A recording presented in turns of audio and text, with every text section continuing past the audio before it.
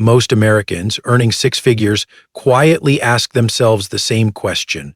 Why does it still feel like I'm barely making it? Think about this for a second, because it's not just inflation or bills or the price of groceries rising faster than your patience. The real shock is that the middle class isn't collapsing from lack of income, it's collapsing from the weight of expectations, pressure, and invisible traps baked into modern life. You've probably felt this too, that strange disconnect between what you earn and what you can actually keep.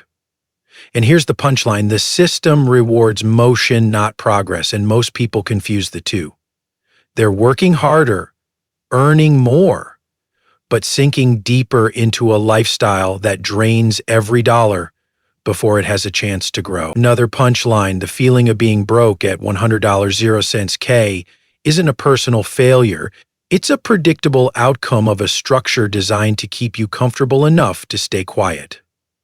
But everything we've said so far is just the surface, because the deeper middle class trap begins long before the paycheck hits your account, and that part is where the real story starts next: the hidden cost of normal life. For millions of Americans, the middle class used to feel like a finish line: a stable job, a decent home, a reliable car, a little savings, maybe a vacation once in a while. But today, that same lifestyle feels like a balancing act on a tightrope that keeps getting thinner. Groceries cost more every month, gas feels like a small tax on existing, and healthcare can wipe out years of progress in a single afternoon. Even families earning $100.00 or more often find themselves wondering why their bank account looks like they're earning half that amount. Think about this for a moment, because the numbers don't lie. The paycheck may say comfortable, but the expenses say proceed at your own risk. Housing alone has transformed from a milestone into a burden, with mortgages that swallow entire pay raises and rents that climb faster than wages can catch up. And here's the punchline: most Americans aren't overspending out of recklessness, they're overspending just to maintain what used to be considered ordinary. The daily pressure doesn't come from luxury, it comes from survival disguised as routine. A normal grocery run can leave you stunned at the checkout line, utilities rise quietly without apology, and childcare can cost as much as a starter's salary. Even the simple act of getting to work is expensive, with car loans, insurance, and repairs turning transportation into a monthly negotiation with your wallet. You've probably felt this too, that invisible tug-of-war between stability and stress, where every financial decision feels like choosing the least painful option. And here's what most people completely overlook: the middle class isn't struggling because people are irresponsible. It's struggling because the economy rewrote the rules while everyone was busy trying to keep up. Wages rose slowly, but expectations skyrocketed, and now the gap between what life costs and what life pays is wider than ever. Lifestyle creep adds another layer that's almost impossible to see while you're in it. Each raise feels like permission to upgrade just a little: a nicer apartment, a better car, a few more dinners out, streaming subscriptions you barely use, conveniences that save time but eat money. One upgrade feels harmless, two feel deserved, and by the fifth, you've accidentally built a lifestyle that traps your entire paycheck. And here's the painful punchline: most people don't realize they're in the trap until they try to step back and discover everything is already spoken for. The real danger is not the spending itself, but the belief that this is what everyone does. A subtle comparison game that makes average feel mandatory and optional feel necessary. If this sounds familiar, you're not alone, because millions are stuck in the same cycle without ever stopping to question who benefits from it. But everything we've unpacked so far is still just the setup. These financial pressures aren't the real middle-class crisis, they're only the symptoms. The deeper problem isn't rising prices, shrinking savings, or lifestyle inflation. The real trap begins in how we think, how we react, how we justify, and how we unknowingly build a life that always feels one step behind. And that next part is where the story gets much harder to ignore. Middle-class trap you never see coming. Most people believe the middle class struggles because of one simple thing: not earning enough. But the truth is far more complicated and far more uncomfortable. Because the real trap isn't income at all. It's the system of habits, expectations, and hidden pressures that quietly shape how Americans live. Think about this for a second. You can earn $80 0 cents K, $120 0 cents K, even $150 0 cents K, and still feel like you're sprinting on financial quicksand because every dollar you gain is already claimed by something else. Here's the punchline most people overlook. The middle class rarely goes broke from one big mistake. It goes broke from 1,000 small assumptions that feel normal. You've probably felt this too, that sense that the moment you start getting ahead, something pulls you right back. The system doesn't drain your money all at once. It drains your momentum until progress feels impossible. The first pillar of the trap is comfort disguised as progress. Most middle-class households don't spend wildly, they upgrade slowly. A better car, a better neighborhood, a better phone, a better vacation, each one modest on its own, but devastating when combined with rising costs everywhere else. Comfort convinces you that each purchase is deserved, earned, reasonable, but here's the punchline. Comfort grows faster than income and eventually becomes the new minimum standard you have to maintain just to feel normal. This is where the trap tightens because once comfort becomes your baseline, stepping backward feels painful, stepping forward feels expensive, and staying still becomes the only option left. The irony is that comfort feels safe, but it quietly removes all your margin, all your options, and all your breathing room. The second pillar is debt packaged as opportunity. Car loans, mortgages, student loans, credit cards, BNPL, refinancing offers, reward points, 0% for 12 months deals, all wrapped in language designed to make borrowing feel smart, strategic, even responsible. But debt has one purpose: to convert your future into someone else's cash flow. You've probably felt this too, that mental pressure that comes from knowing you owe money every month, no matter what life throws at you. And here's the punchline people hate to admit. Debt doesn't just cost dollars, it costs discipline. When part of your paycheck is already pre-spent, your choices shrink, your risks grow, and your tolerance for uncertainty collapses. That's why so many middle-class families stay stuck, because debt trains them to prioritize payments over progress, and eventually they confuse surviving with succeeding. The third pillar is comparison disguised as motivation. Social media turned every neighborhood into a showroom and every paycheck into a scoreboard. You don't even need envy to trigger the trap. Exposure alone is enough. A coworker gets a new SUV, a friend renovates their kitchen, your sibling takes a vacation you think you should also be able to afford. None of this feels like competition, but emotionally it becomes a silent benchmark of what people like you are supposed to do. And here's what most Americans completely overlook. Comparison doesn't push you to improve, it pushes you to imitate. Imitation leads to overspending, overspending leads to debt, and debt leads straight into the spiral that keeps people trapped. When your financial choices are shaped by what you see instead of what you need, your budget stops reflecting your life and starts reflecting someone else's highlight reel. The fourth pillar is information without understanding. The middle class today has endless access to financial content, advice, charts, warnings, tips, but very little of it becomes real knowledge. People hear words like inflation, interest rates, market cycles, and nod as if everything makes sense. But behavior tells a different story. They buy homes at peak prices because everyone's doing it. They chase speculative investments because it might be the next big thing, and they assume income growth will save them from poor choices. But here's the punchline. You can't win a game whose rules you don't understand. And most Americans are playing blindfolded. They mistake income for wealth, motion for progress, and noise for knowledge, and the cost of that misunderstanding compounds faster than any investment ever could. The fifth pillar is the psychology of I deserve it. This mindset is powerful, seductive, and financially disastrous. After a long week, you deserve a nice dinner. After a promotion, you deserve an upgrade. After stress, you deserve convenience. And after any moment of discomfort, you deserve something that makes life easier. Individually, these choices feel harmless, but collectively, they become a belief system where spending becomes self-care and restraint feels like punishment. You've probably experienced this too, that inner negotiation where your emotions win and your wallet loses. The punchline here is brutal. The middle class doesn't overspend because they're irresponsible. They overspend because modern life is exhausting and consumption is the easiest relief available. But emotional spending builds emotional debt, and emotional debt becomes financial debt, and suddenly the cycle resets. The final pillar is comfort, rebranded as security.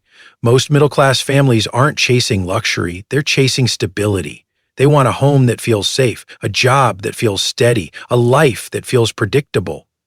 But the modern economy doesn't reward predictability, it punishes it. Jobs disappear overnight, industries shift, costs rise, and the middle class gets squeezed hardest because they built their lives on assumptions that no longer exist. The punchline is simple. Stability without strategy becomes stagnation, and stagnation becomes vulnerability. When your lifestyle requires every dollar you earn, even small disruptions feel catastrophic. And that's how people making $100, 0 cents K or more end up feeling broke, stressed, and one emergency away from collapse. But everything you've just read is still only the architecture of the trap. The real story lies in what the trap does to real people, real families, real lives. And to understand that, we need to step inside a life that looks successful on the outside, but feels suffocating from within. The story almost every American quietly lives. There's a family you probably recognize even if you've never met them. They look successful, stable, and perfectly middle class from the outside, the kind of family people point to and say, they're doing everything right. But inside their home, behind the polished moments and curated smiles, there's a pressure that never fully goes away. Let's call them Daniel and Lisa, a couple in their mid-30s with 2 kids, decent jobs, and a combined income just over $110, 0 cents K. On paper, they've made it.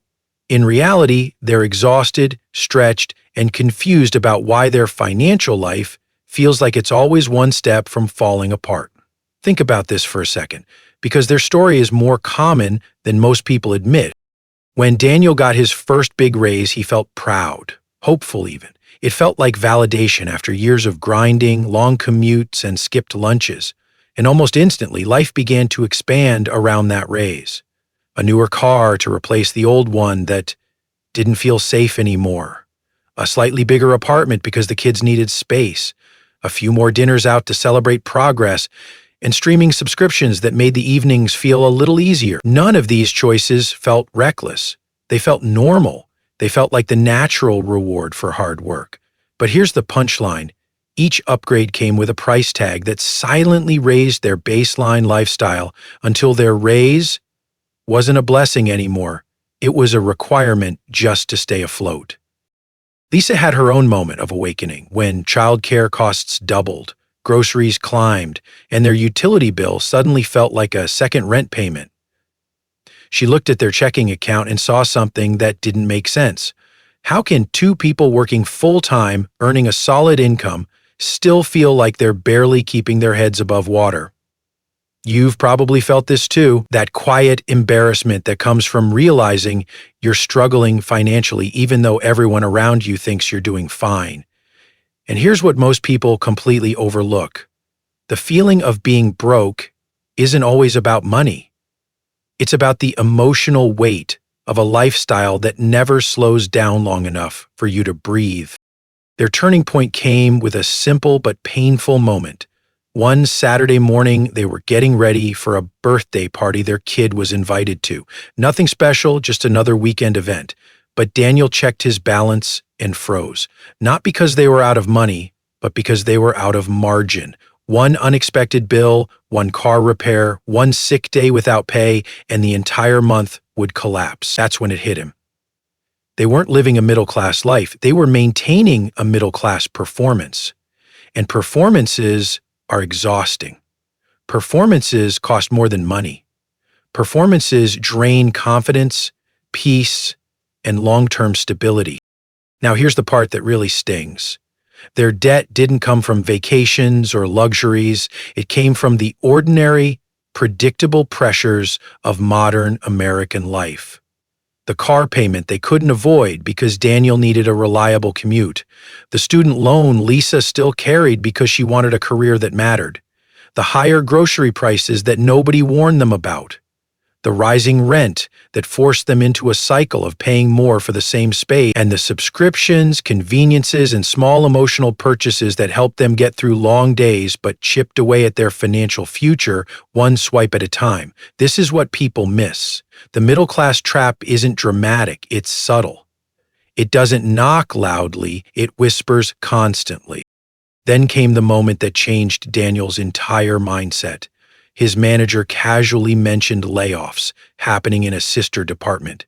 Not his team, not his job, but close enough to feel the tremor. That single conversation shook him more than any bill ever had. Because suddenly he realized something devastating. If they lost even one paycheck, their entire life would unravel within weeks. Not months, weeks. And here's the punchline. Most Americans never say out loud, nothing exposes your financial reality faster than imagining a life without your next paycheck. Fear becomes clarity. Clarity becomes discomfort. And discomfort becomes the moment you finally see the trap for what it is. Lisa felt the same shift when she saw a friend post pictures of a new kitchen remodel online. Normally, she'd feel a small spark of envy or inspiration, but this time she felt something else, frustration. Not at her friend, but at the system that made her feel inadequate for not being able to afford the same upgrade. She realized she wasn't comparing kitchens, she was comparing identities. And here's what most people don't realize. The middle-class trap doesn't just drain your wallet, it drains your self-worth. It makes you measure your life by other people's highlight reels until you forget what actually matters. As their awareness grew, so did the pressure. Every bill felt heavier, every purchase felt riskier, every month felt tighter. But the real breaking point came during tax season. When Daniel saw how much they had earned that year, he felt a strange mix of pride and embarrassment. How could they earn so much and still have so little to show for it? Think about this for a second. The middle-class trap doesn't steal your money. It steals your progress. It convinces you that surviving is the same as succeeding. It convinces you that motion is the same as momentum. It convinces you that staying afloat is the same as moving forward. But here's the hidden truth about their story, and maybe yours too. Daniel and Lisa didn't fail because they were irresponsible. They failed because they followed a blueprint that no longer works in today's economy.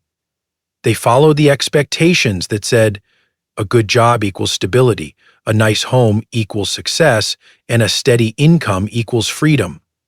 But none of that is guaranteed anymore. And the middle-class trap thrives on people who keep playing a game whose rules quietly changed without warning. Their story isn't unique. It's a mirror held up to millions of Americans who feel the same silent panic, the same quiet confusion, the same exhaustion from trying to live a life that looks stable but feels fragile.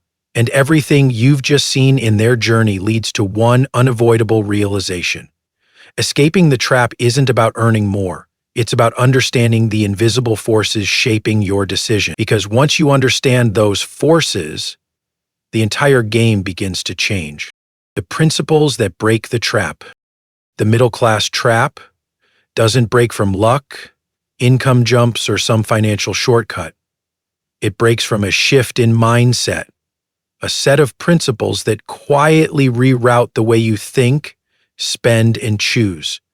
These aren't hacks, they're patterns, and once you internalize them, the entire financial landscape around you starts to look different. Think about this for a moment, because every person who escapes the middle-class squeeze does it the same way, not by earning dramatically more, but by thinking dramatically differently. Here's the punchline most Americans never hear. Your financial life isn't determined by what you earn, it's determined by what you normalize. And most people normalize decisions that quietly erase their future one comfortable moment at a time. One of the first principles is learning to separate identity from consumption. The middle class doesn't overspend because they're reckless.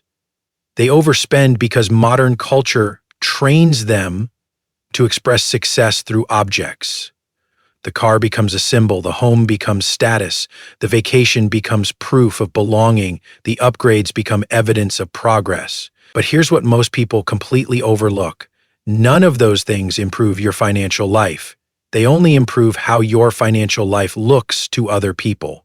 You've probably felt this too, the subtle pressure to keep up, to match expectations, to avoid looking like you're falling behind. But the punchline is simple. The moment you stop using money to perform and start using it to build, you shift from a spending mindset to a freedom mindset. And that small shift becomes the foundation of real wealth. Another principle is recognizing that discipline is a skill, not a personality trait. People say things like, "I'm just not good with money," or "I'm not naturally disciplined," as if financial restraint requires a special temperament. It doesn't. Discipline is a muscle, one that strengthens with use and weakens with neglect. You don't need to overhaul your entire life. You just need to practice saying no in small, strategic ways. Saying no to upgrades that don't add value. Saying no to commitments that drain your time. Saying no to expenses that don't reflect your priorities. And here's the punchline. Every time you say no to something small, you say yes to something bigger. Optionality, mobility, resilience. Discipline isn't about deprivation. It's about alignment. When your money aligns with your values, discipline becomes effortless because your decisions finally make sense. A third principle is understanding the true cost of emotional spending. Most middle-class financial strain doesn't come from one reckless decision. It comes from repeated tiny decisions made in moments of stress, boredom, loneliness, or pressure. A dinner out because you're exhausted, a new gadget because you want to win, a vacation because you need escape, a renovation because you need to feel in control. None of these choices are inherently damaging, but emotional spending is cumulative. And here's the punchline almost everyone overlooks. Emotional spending feels like relief, but functions like debt.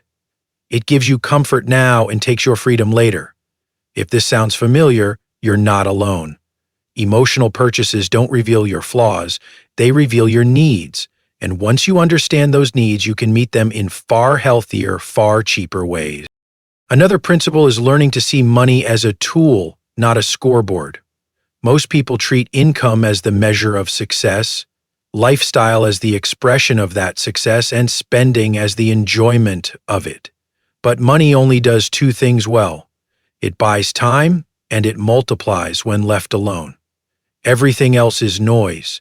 The middle class stays trapped because they use money to decorate their lives instead of strengthen their foundation. They buy liabilities disguised as rewards, short-term comforts disguised as necessities, and social proof disguised as happiness. But here's what most Americans completely overlook.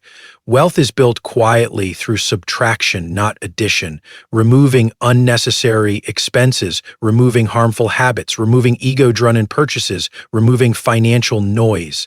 Subtraction creates space, and space is where compounding finally has room to work.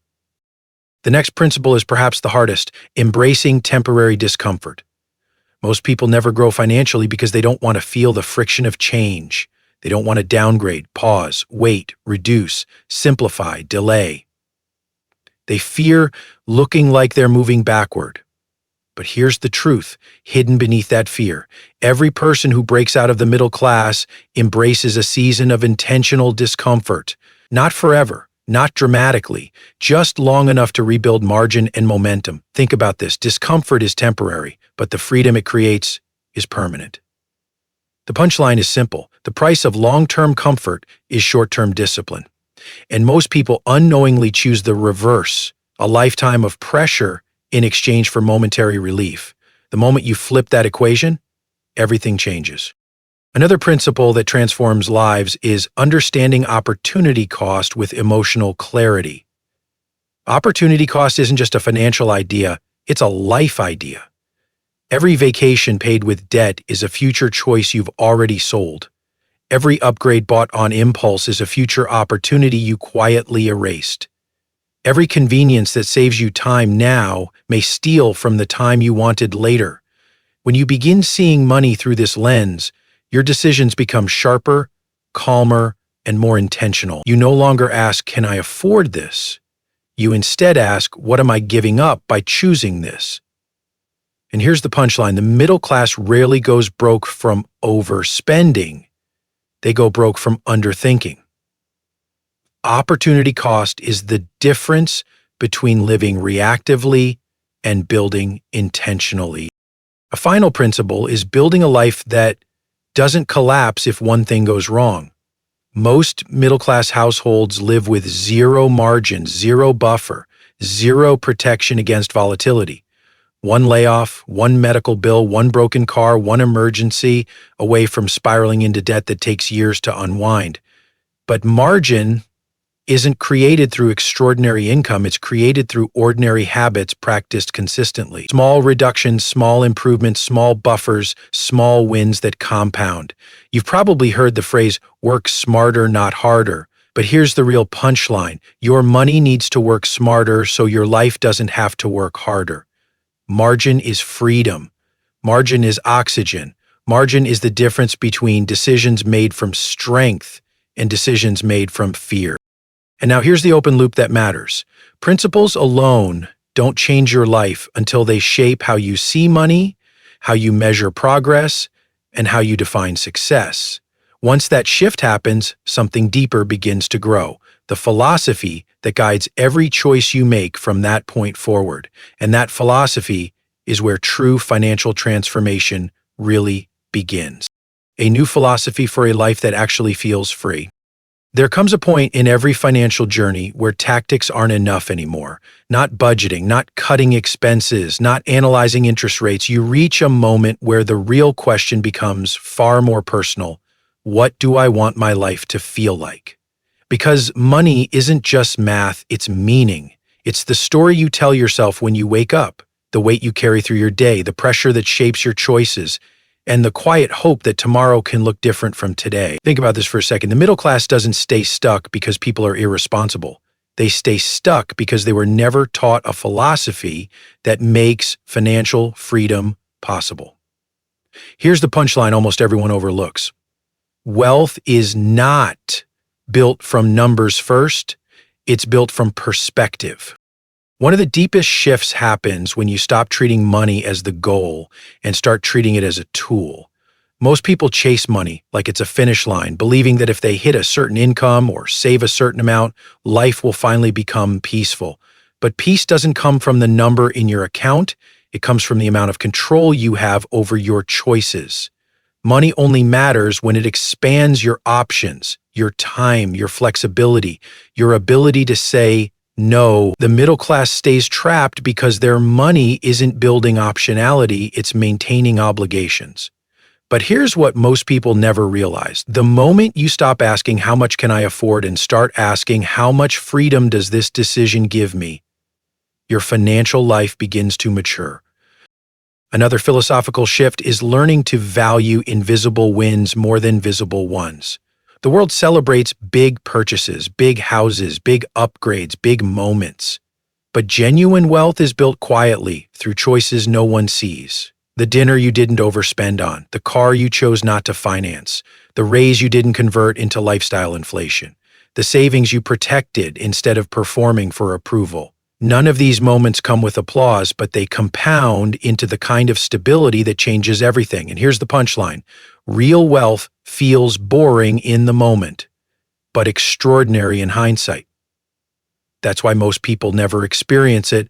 They're addicted to visible validation instead of invisible progress.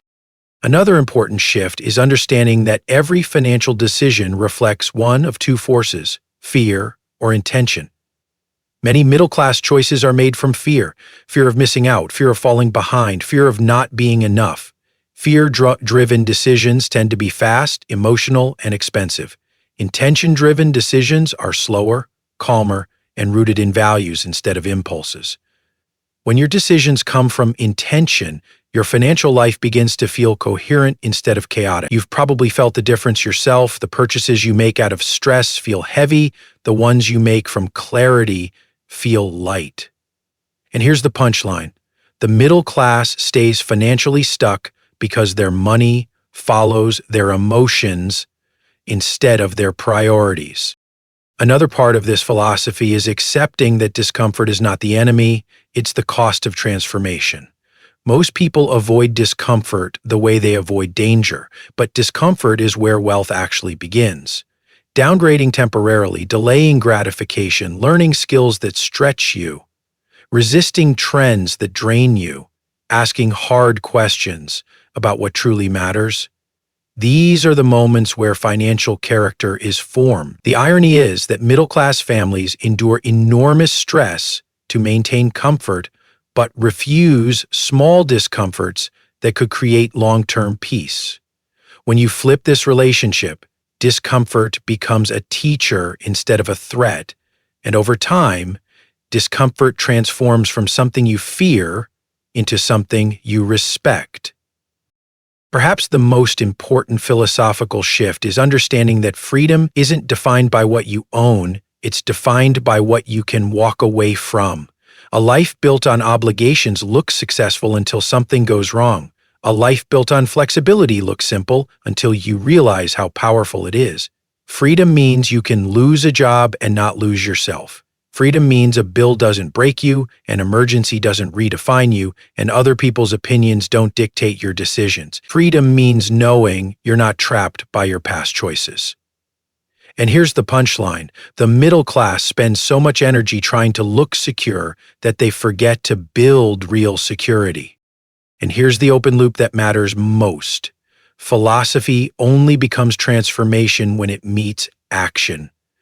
The mindset shift is the spark, but the real breakthrough comes when you begin to live differently, choose differently, and define success on your own terms. Because once you do that, the trap loses its power and the path forward becomes clearer than it has ever been. The choice that changes everything. If you felt the pressure of the middle-class trap, the quiet stress, the constant tug-of-war between what you earn and what you keep, here's the part that matters most. You don't escape it by accident. You escape it by choice. Not a dramatic choice, not an overnight choice, but a small internal decision to stop living on autopilot and start living with intention. Think about this for a second. Every financially free person you admire began with one moment where they finally said, "I'm done living this way." And here's the punchline. The trap doesn't break when you earn more. It breaks when you think differently. So here's your moment. If you're ready to build options instead of obligations, momentum instead of motion, freedom instead of pressure, say it out loud or write it in the comments. I'm leveling up. Because the second you claim that shift, your decisions follow, your habits change, and your future finally starts moving in the direction you choose. Everything we've talked about so far becomes the foundation for a life that feels lighter, calmer, and truly yours.